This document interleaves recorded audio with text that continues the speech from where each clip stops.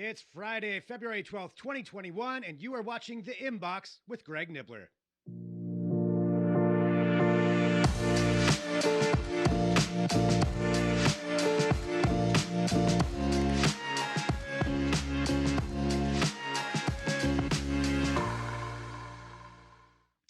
Hello, everyone. Thank you for joining wherever you are. I do appreciate it. Of course, follow 2Box Media, TWO, Box Media, whatever platform you are on. Share, like, subscribe. You know the drill. I'm just happy that you are all joining us right now. Again, this is The Inbox with Greg Nibbler, and I am Greg. So thank you for joining. All right, we've got a lot to get into today. I'll say this, joining us here in just a little bit, we're going to have Winnie's son will be on the show. But first off, let's talk about a couple of trending stories over this last week that are just bonkers. CD Projekt Red is not having what I would call a great year.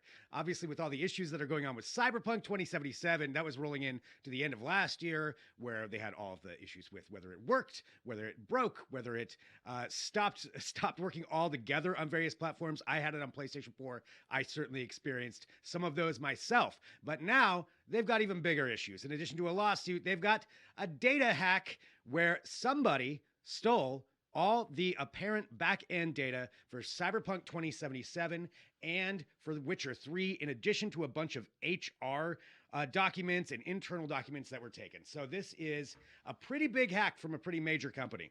So this was revealed on Tuesday when CD Projekt Red put out a statement saying, hey, we got hacked. They're asking for money. They want us to negotiate. We're not going to negotiate. We're willing to let this play out because we're not going to give them anything, which is, again, a bold statement to do, a bold thing to do, depending on what kind of details they have. But there we go. That is the ransom note that they got. So this is actually, it's kind of poorly written. It's clearly, these are professional hackers. They wrote that out essentially saying, we're going to put this out for everybody unless you pay.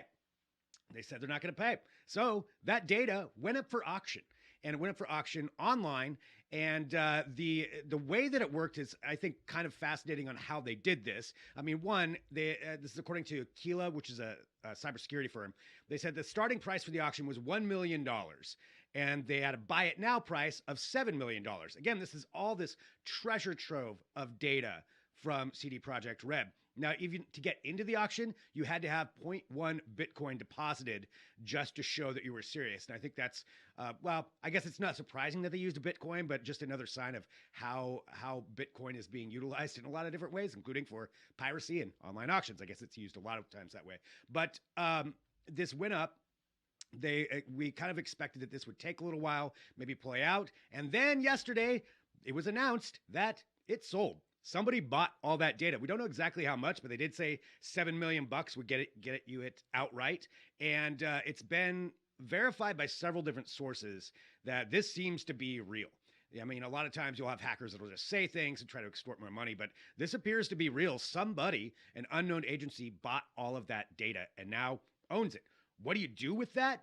I don't know, build video games, sell off things to other game makers. That's actually kind of a mystery to me. I'd be curious what people think. What do you do with this stolen data and who's paying $7 million for that? How do they parse that out? I don't know the resale value on that kind of stuff, but it's clearly a lot of years of work for very successful games. So there's going to be some value in there, but that is what happened. So what do you do now? Is this a sign for other companies? It's got to embolden, I would think, other hackers, but we don't know who the hacking group was yet.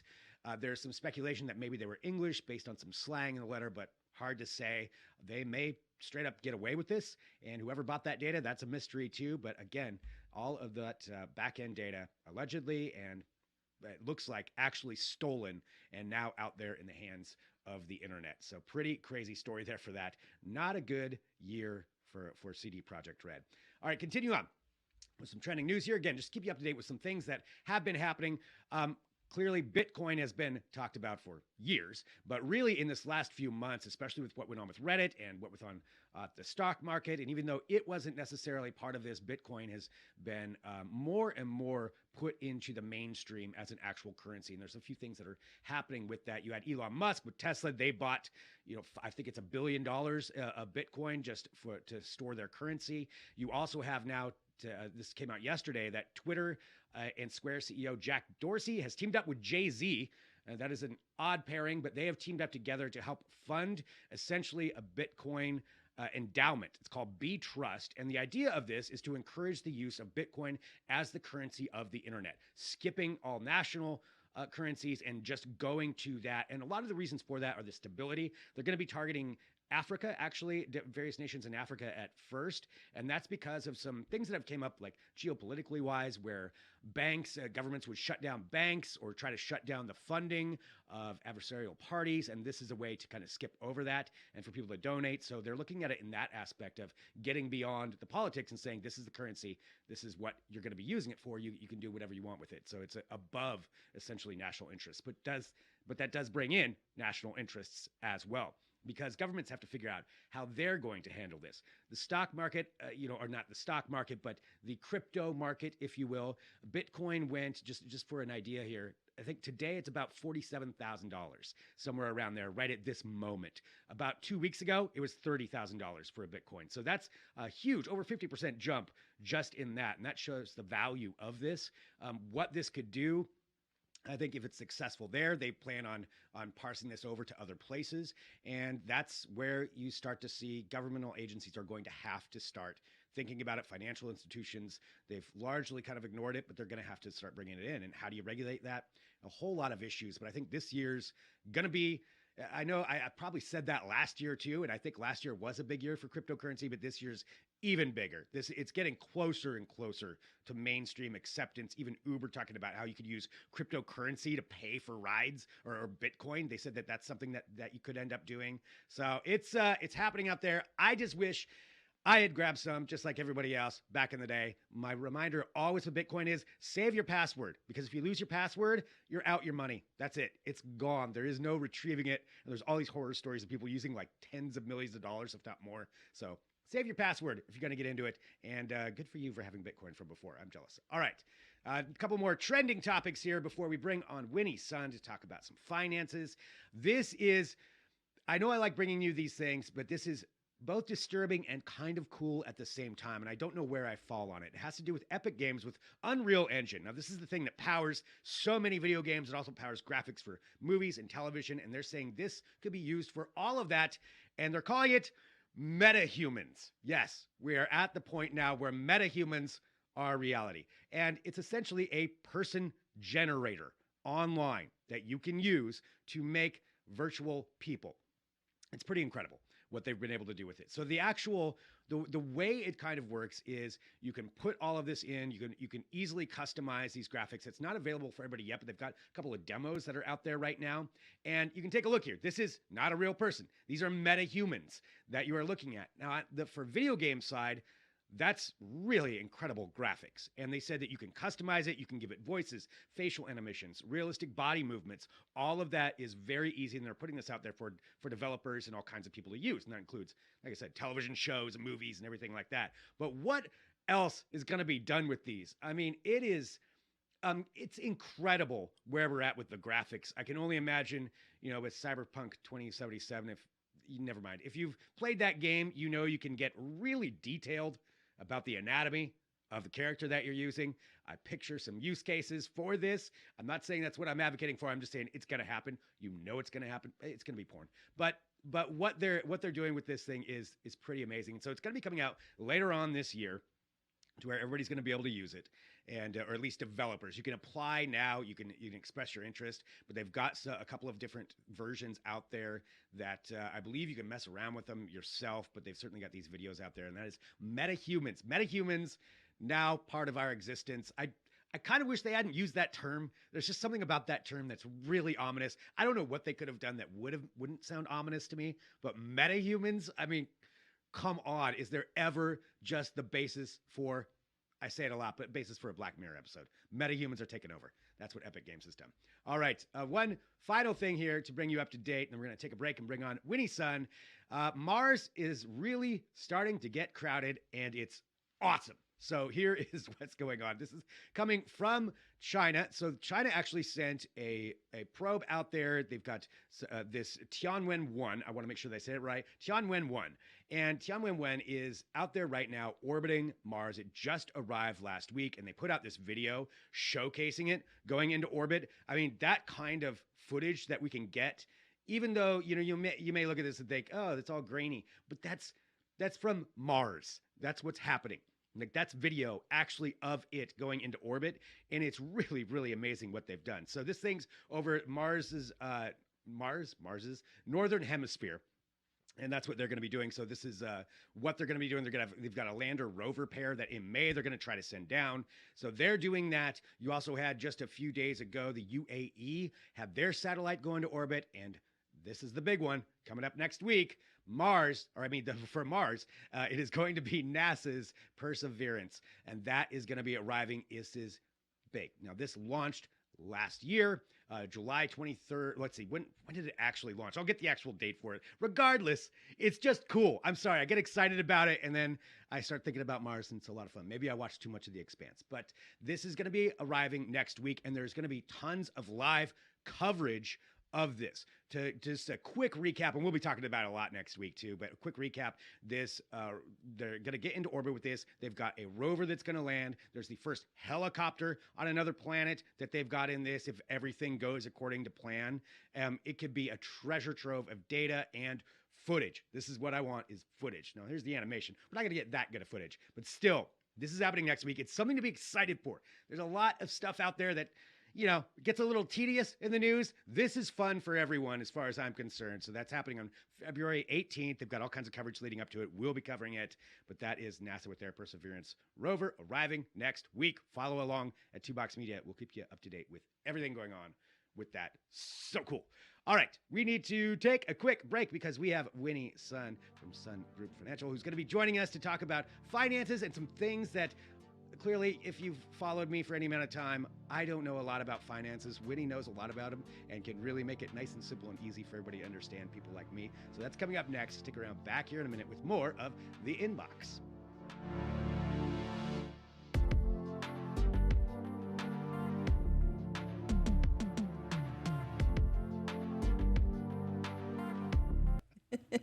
All right, joining us right now, I am excited to have here on the show for this Friday to talk about finances. We've got Winnie Sun. Winnie, hello. It is very good to see you. It is wonderful to be here with you, Greg. How are you? I'm doing great. You know, there's a lot of fun things to talk about today and fun things to like go through, but this is why I love having you on, though, to help explain a lot of things. And I know, you know, it is the new year, and there were a couple of things that I wanted you to kind of walk us through, like what to expect with this Lunar New Year. The Lunar New Year is today. For those of you who don't know, Happy New Year. 新年快乐, I would say in Chinese, but this is a big deal for us. This is the year of the ox. And so for those of you who thought, well, 2021 was supposed to be pretty great or much better, but it doesn't seem like we've had some bumps in the road. Well, the good news is today is sort of your second chance at a great new year. And so this is the year of the ox, if you didn't know that. Nice. I did not realize that it was actually today. What does the year of the ox mean? So the year of the ox is for people who are born in the year of ox. It changes every 12 years or so. And what it means for those who are the year of the ox, they tend to be really trustworthy, really hardworking, really industrious people, and very truthful. So you know actually a lot of people who are the year of the ox. For example, Princess Diana, Kylie Jenner, I think Chrissy Teigen. Barack Obama. So a lot of people are the year of the ox, and though this year is supposed to be actually a very good year for those of you in business, or even if you're working at a company, this should actually be based on the lunar. I don't know. Does the lunar theory? This should be a very, very good year, and a very good year, hopefully, for the financial markets as well. I am all for that. As somebody who co-founded a business here recently going into this new year, I'm all for business success. I think probably everybody is, but definitely that's good to hear. Going from there, so to talk about some finances and kind of get into this, there's some big things that are being bandied about, especially with Biden coming into the administration, some of the things that they've talked about. And one of those is raising the minimum wage, to the idea of making a federally mandated, if I understand right, minimum wage of $15. Mm-hmm. Can you kind of walk us through where that's at, I guess, and what some of the ramifications could be of that? Yes, so this is a big one, and those of you paying attention, you might be wondering how this is going to relate to you. So President Biden said that was his big thing. In this next round of stimulus support, round three, he wants to include the $15 federal minimum wage relief. Now, we weren't sure if this was going to get added on or dropped, as this bill is now being presented over to the Senate. However, Speaker Nancy Pelosi has shared that the minimum wage is going to get a bump, and she feels that this will certainly help a lot of people. In fact, they're talking about helping 27 million people get a raise, 70% of them being women. Now, that being said, so for some of you might be thinking, well, in my state, I'm already at $15 an hour, and that's the case for many states. I mean, not a lot, but certainly like here in Southern California or in California, we're getting close to that number, right? So currently, it's at $7.25. And what this means is this. Now, this will be a great thing for those of you who are getting $7.25. You'll be jumping to $15 an hour, so you'll be making more money after this bill gets passed, but it won't be right away. They're going to probably stagger it and in phases. So by 2021, it'll probably get to $9.50 if this bill gets passed. It's going to be called the Raise the Wage Act. That being said, this is what analysts say. Economists actually say that raising the minimum wage so dramatically could have a negative effect. It means increasing inflation, the cost of goods, and companies may be forced to lay off and reduce workforce. And most importantly, the next generation, the younger generation who are just trying to get work, they're going to be in competition with others who are saying, well, $15 an hour is pretty good. I'll go back to work. So it actually could hurt job availability for the next generation. Wow, that's a lot of complicated, which you would assume, complicated pieces to that. But yeah, it'll be fascinating to see like kind of how that plays out over this next year and whether or not it does pass and what the business ramifications. I can imagine this is going to be a huge topic of discussion coming up here in the next couple of months as that starts rolling out. And going from there, another thing, that's always a topic now are stimulus payments, stimulus checks, stimulus bills, and we're still kind of waiting to see what happens with this next one. Can you kind of give us, I feel like this is a question we talk about every week, but it's always relevant. What kind of is the status now of where we're at with a stimulus package? Greg, I couldn't agree with you more. It's almost like every day, like it's like I call it stimulus saga at this point. It's like, are we gonna get it? Are we not gonna get it? How quickly are we gonna get it? And it's like, first we were talking, the big thing that everybody's worried about or thinking about is that stimulus check. So currently the good news is it's still at $1,400 a person. We also know it's still currently for people who earn up to $75,000 a year. And if you're in a partnership or a married couple, up to $150,000. Independents, believe it or not, are still at $1,400 per dependent as it sits right now. That's what President Biden really was adamant about, making sure that it's stuck with $1,400. Now, we do know that the GOP wanted to drop that to $1,000, but it looks like at this point, Biden is saying, well, if you're not going to give me what I need, we're just going to try to push this through. So I actually think we're getting closer to that. Obviously, right now, the Senate's pretty busy with the trial, but hopefully once that's beyond us, and then we can go towards really getting this bill passed and then more support, financial support to those Americans that need it. Yeah, I hope so too. As soon as this is done, that seems like it should be priority number one to get something on the books for that. Going just one kind of more question, and certainly, plays right into where we're at right now. Tax season is upon us. It's my least favorite season, but probably for a lot of people. But nonetheless, it is here. What are some maybe tips and tricks that people should be doing to make sure they get the most refund, especially with this weird year that 2020 was? Absolutely. I agree with you. Your tax season for me is not so bad. For you, maybe so, Greg. And I think a lot of people can agree that, you just showed us earlier a metahuman, and we're thinking it'd be great if the metahuman would pay our taxes for us. But that being said, right? So today is the first day the IRS allows you to file your tax return. And here's what we do know. If you're able to file sooner rather than later, and you file electronically, and you make sure to elect direct deposit, there's a good chance that you're going to get your refund within 3 weeks, 21 days. This is what the IRS is telling us. So If you have your information in place where you have a really simple return, definitely know that today is the day you can start applying. Now, do know that actually deadline has been postponed. It was originally, usually it's in January, but the IRS says they are ready to take those returns. If you're ready to file them and you have all your documents, try and file it in February so that you have the highest likelihood of getting your money back sooner rather than later. And if you can definitely do it online, do like places like TurboTax or find your accountant. But some of us who own businesses may actually have to wait. But you do have until April 15th. So this year, as it stands right now, there is no delay because of COVID. April 15th is currently still the deadline. That's good to know because as somebody who I need to follow your advice and file early, but I'm a kind of a habitual offender of putting that off until it's till the last minute, and I should not do that. I will follow your advice. I'll start working on that and getting my taxes in. Well, Winnie, thank you so much as always for your amazing knowledge, advice, expertise that you bring to us, and once again, just for everybody who is watching, can you please let us know where to follow you, where people can go to get more of Winnie Sun?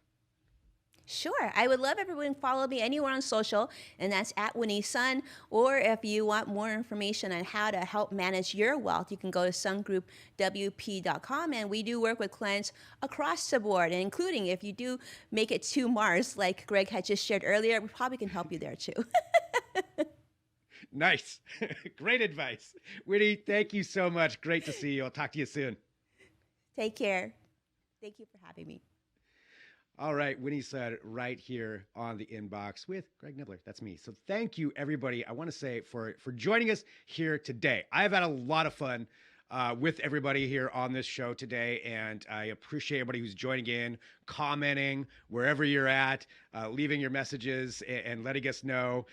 Seeing some of the comments come through from Daniel Bozick. We're going to take another quick break after this quick break. That's funny. And yeah, you know what? We're live, and that's part of the other aspect of the show is that we get to be live. We get to share things with you. You get to see some of the behind the scenes a little bit. We're on this amazing set, this new set that we have, which is so awesome. And thanks to everybody who's been sending messages saying how cool it is. I appreciate that. Please continue to send those messages. You can follow me at Greg Nibbler. Follow 2Box Media on Twitter. Send us an email, info@twoboxmedia.com, because hey, if you like this, you like what we're doing here, we can also do it for you. I'm just going to tell you right now. I'm not afraid to tell you that. So let us know how we can work together because we're getting started on this. It's so much fun to be here with you. And we'll be back next week. We've got 2 more shows next week. I've also got a bonus. There's a bonus video that's going up here in just a little bit on our YouTube channel. We really want everybody to kind of go there, youtube.com/2boxmedia, hit subscribe. It's going to explain Paramount Plus because what the hell is Paramount Plus? That's kind of what I had to figure out. So we talk about that. That's going up later on today. Back next week on Monday with another show. We'll be back to our 10 a.m. time on Monday, 10 a.m. Pacific time. So you can join us right there. And everybody have a really wonderful weekend on behalf of myself, Mikey Solis, Jess Serba. Thanks for watching The Inbox with Greg Nibbler.